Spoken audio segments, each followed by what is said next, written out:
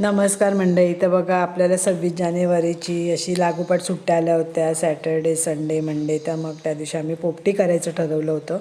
त्यासाठी भाऊजाई आणि म्हणजे आमच्या सासूबाई वगैरे आल्या होत्या. त्यासाठी काय केलं, एक माठ आणला, त्यामध्येच पोपटी आम्ही व्हेजची करणार होतो, कारण की आमच्याकडे व्हेज आणि नॉनव्हेज अशी दोन्ही प्रकारची लोकं होती.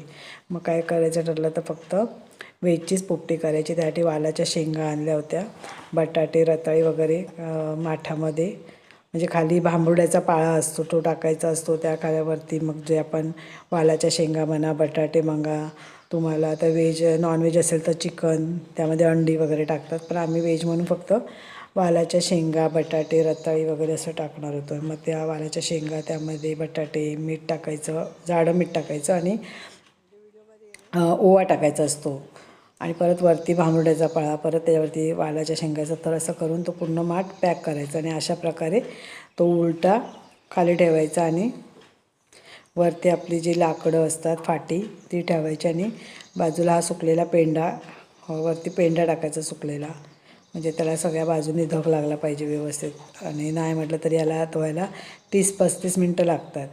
तर हे व्हेजसाठी होतं. आणि नॉनव्हेजसाठी काय केलेलं, मग चुल्यावरती आता चुल्यावरती जे कौलावरचं चिकन म्हणतात तसं करणार होतं. तर ह्या व्हिडिओमध्ये काही दाखवायला मिळणार नाही मला. दुसऱ्या व्हिडिओमध्ये मी दाखवेन तुम्हाला कसं केलं होतं कौलावरचं चिकन. तर अशा प्रकारे बघा, आता ह्याला व्हायला 30 ते 35 मिनटं जातीलच.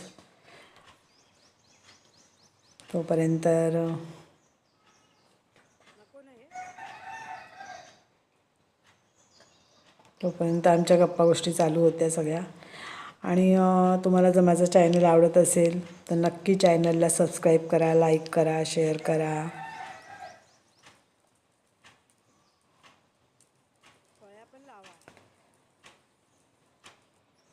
बघा, चांगलं आता 30 ते 35 मिनटं झालेली आहेत. तर बघा कसं निखारे केवढे दिसतील तुम्हाला, हे सगळे निखारे बघा. आता झाली आहे आपली पोपटी तयार.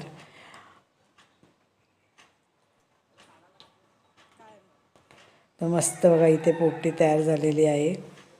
तर बघूया आपण, खोलून कळेल आपल्याला. तर गरम आहे बघा, मिस्टर असेच काढतात आहे. तर चेक करत होते. पोपटी तयार झाली, वाल आतमध्ये चांगले शिजलेत. तर या तुम्ही पण सर्वांनी पोपटी करायला, खायला. आणि व्हिडिओ आवडला असेल तर लाईक करा. थँक्यू. Bye bye.